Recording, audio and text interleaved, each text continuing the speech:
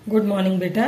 Financial account के important question में 3rd number का क्वेश्चन है, what is the meaning of departmental account, describe their advantage. हमको यहाँ पर विभागीय खातों का अर्थ बताना है और उसका लाभ बताना है। सबसे पहले हम देखते हैं कि डिपार्टमेंटल अकाउंट क्या होता है।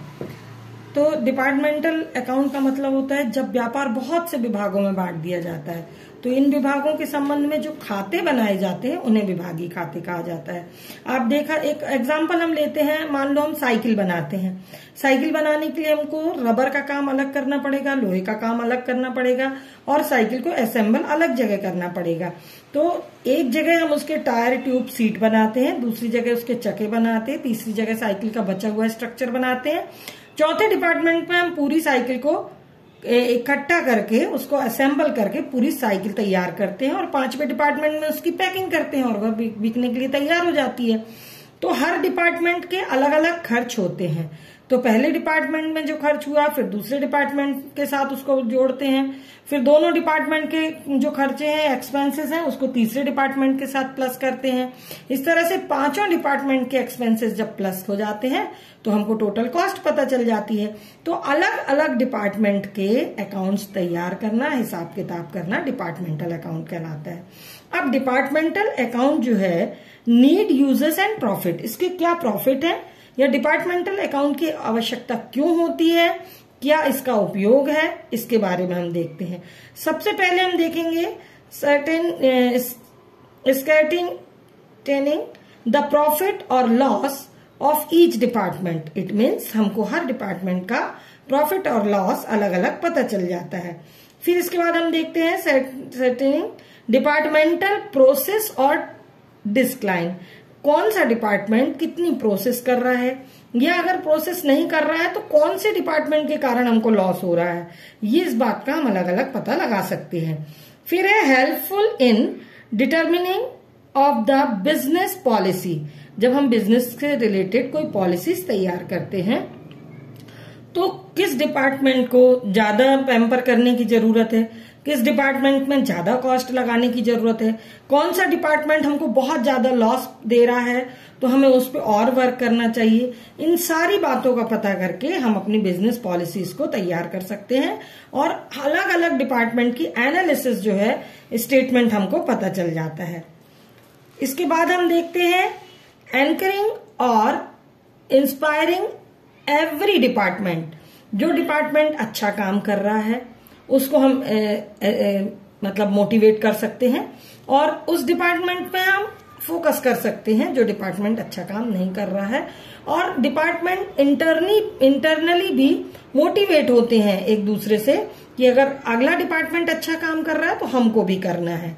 तो इसलिए हम कह सकते हैं कि इनकरेजिंग मतलब अपने आप इंस्पायर होते हैं डिपार्टमेंट आपस में डिपार्टमेंटल अकाउंट बनाने से, क्योंकि सबका प्रॉफिट लॉस अलग अलग कैलकुलेट किया जा सकता है। इसके बाद हम देखते हैं एक और इसका यूजेस है, development of each department in the form of a complete and expanded unit. It means एक डिपार्टमेंट जो है वो एक यूनिट की तरह काम करता है, वो अपना काम अच्छे से करेगा क्योंकि उसके अकाउंट अलग से प्रिपेयर हो रहे हैं, उसके काम का रिजल्ट अलग दिखाई दे रहा है। तो यहाँ पर डिपार्टमेंटल अकाउंट बनाने से हम एक दूसरे के कंधे पर अपनी गलती को नहीं सौंप सकते। इसीलिए हम क्या होता है, यहाँ पर एक डिपार्टमेंट अपने आप को यूनिट के जैसे ट्रीट करने लगता है और अच्छे रिजल्ट हमें प्राप्त होते हैं। इसके बाद हम देखते हैं इलेक्शन ऑफ इनडायरेक्ट एक्सपेंसेस। हाँ, ये एक इम्पॉर्टेंट बात है कि डिपार्टमेंटल अकाउंट में जो अलॉटमेंट का इलेक्शंस होता है, किस तरह से अलॉक्शन होता है, अलॉटमेंट होता है और इनडायरेक्ट एक्सपेंसेस कैसे बांटे जाते हैं। तो सबसे पहला इसका ये एक इम्पॉर्टेंट क्वेश्चन है बेटा, ये आता है कि allocation of indirect expenses in departmental account explain कीजिए। तो आप इसमें बताएंगे कि distribution on the basis of sale. कुछ एक्सपेंसेस ऐसे होते हैं जो सेल के हिसाब से डिस्ट्रीब्यूट होते हैं। आपकी कौन से डिपार्टमेंट की सेल कितनी है, उस हिसाब से डिपार्टमेंट वाइज जो है एक्सपेंसेस डिस्ट्रीब्यूट हो जाते हैं। इन डिस्ट्रीब्यूशन एक्सपेंसेस के कुछ एग्जांपल हैं, जैसे advertising, sales expenses, bad debts, discount etcetera. ये सारे एक्सपेंसेस जो है वो बेसिस ऑफ सेल डिस्ट्रीब्यूट होते हैं। फिर नेक्स्ट है on the basis of purchase. कुछ एक्सपेंसेस परचेज के बेस पर डिस्ट्रीब्यूट होते हैं, अलॉटेड होते हैं। इसमें हम बोल सकते हैं जैसे कैरेज है हमारा, कैरेज को कह सकते हैं, और स्टोर का रेंट बोल सकते हैं। ये सब परचेज के हिसाब से डिस्ट्रीब्यूट किए जाते हैं। थर्ड है हमारा on the basis of area और रीजन। एरिया के हिसाब से, जैसे आपको यदि बिल्डिंग का रेंट देना है तो कौन सा डिपार्टमेंट कितनी बिल्डिंग यूज कर रहा है, उस हिसाब से उसके एक्सपेंसेस कैलकुलेट होंगे। इसी तरह से टैक्स और रिपेयर का अदर बेसिस हमारा जैसे रिपेयर वगैरह है, वो जो जैसा बोला जाता है जिस भी रूल्स के अंतर्गत उसको हम वो कर सकते हैं। और रिपेयर को मोस्टली हम ये डेप्रिसिएशन या एसेट्स के बेस पे भी हम कैलकुलेट कर सकते हैं। फिर इसके बाद है डेप्रिसिएशन इन वैल्यू। डेप्रिसिएशन एक मतलब बहुत ही एसेंशियल एक्सपेंसेस होता है किसी भी बिजनेस का, और डेप्रिसिएशन को कैलकुलेट करके हम डिपार्टमेंट वाइज उसकी एसेट्स के बेस पे उसको एलोकेशन कर सकते हैं, उसको बांट सकते हैं। फिर इलेक्ट्रिसिटी एक्सपेंसेस। इलेक्ट्रिसिटी एक्सपेंसेस को भी हम एरिया के हिसाब से बांट सकते हैं, डिस्ट्रीब्यूट कर सकते हैं। नेक्स्ट है हमारा income tax. Income tax income के बेस पर कैलकुलेट हो जाता है। फिर है हमारा सुपरविजन एक्सपेंसेस।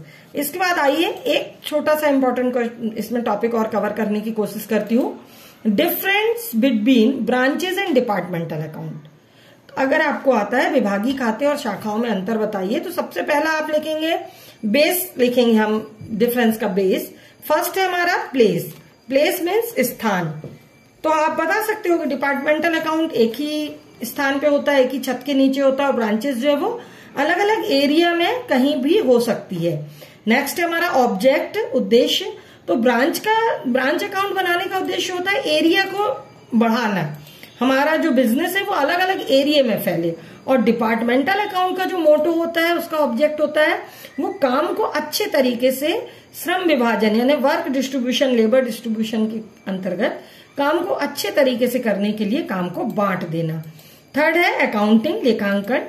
डिपार्टमेंटल अकाउंट में हर डिपार्टमेंट अपना अपना लेखा जोखा करेगा, अपने एक्सपेंसेस बताएगा, और लास्ट में सारे एक्सपेंसेस को प्लस करके हम सेल्स एंड माइनस करके प्रॉफिट निकालते हैं। और ब्रांच अकाउंट में क्या होता है, हेड ब्रांच जो होती है वो सारा जो अकाउंटिंग है उसको कंट्रोल करती है। फिर अपना अपना अकाउंट ब्रांच बना के हेड ब्रांच को भेजती है, और हेड ब्रांच अपने हिसाब से उस पर डिसीजन कर लेता है। फोर्थ है प्रबंध या मैनेजमेंट। डिपार्टमेंटल में एक ही मैनेजमेंट होगा, और ब्रांच में अलग अलग ब्रांच का मैनेजर अलग अलग होता है, जो कि अपनी अपनी ब्रांच के काम को देखता है। नेक्स्ट है डिपेंडेंसी। डिपार्टमेंटल अकाउंट में फुल्ली डिपेंड रहते हैं एक दूसरे डिपार्टमेंट एक दूसरे पर, और जबकि ब्रांच अकाउंट में स्वतंत्र ब्रांच भी होती है जो कि अपना काम, अपना पूरा बिजनेस जो है वो अकेले इंडिपेंडेंस रूप से रन करती है। देशी एवं विदेशी, इंडियन एंड फॉरेन। तो डिपार्टमेंट तो देखिए इंडियन एंड फॉरेन नहीं हो सकते, क्योंकि हमको एक ही छत के नीचे सारे काम करने हैं, रूम अलग अलग कर देने हैं। पर यहाँ पर हम देख सकते हैं कि ब्रांचेस जो है वो देशी और विदेशी कहीं भी हो सकती है, मतलब हम देश के अंदर और देश के बाहर भी अपनी ब्रांचेस को एस्टेब्लिश कर सकते हैं। वैधानिक आवश्यकता। ब्रांच अकाउंट में वैधानिक आवश्यकता होती है, हमको बहुत सारी सिचुएशंस, नेसेसरी सिचुएशंस को फेस करना पड़ता है। और डिपार्टमेंटल अकाउंट आपका इंटरनल काम है, आपको एक ही खाता बना के वर्ष में एक बार अपना फाइनेंशियल स्टेटमेंट देना है। अब डिपार्टमेंटल अकाउंट आपका इंटरनल काम हो जाता है। नेक्स्ट है स्वतंत्रता, इंडिपेंडेंस। तो जैसा कि मैंने आपको बताया ब्रांच इंडिपेंडेंस भी हो सकती है, डिपेंडेंट भी हो सकती है, बट डिपार्टमेंट जो है वो डिपेंड ही होता है, डिपेंडेंट होता है फुल्ली, क्योंकि एक डिपार्टमेंट काम पूरा करेगा तभी दूसरा डिपार्टमेंट उस पर आगे वर्क कर सकता है। तो अभी आपने देखा कि difference between branches and departmental account.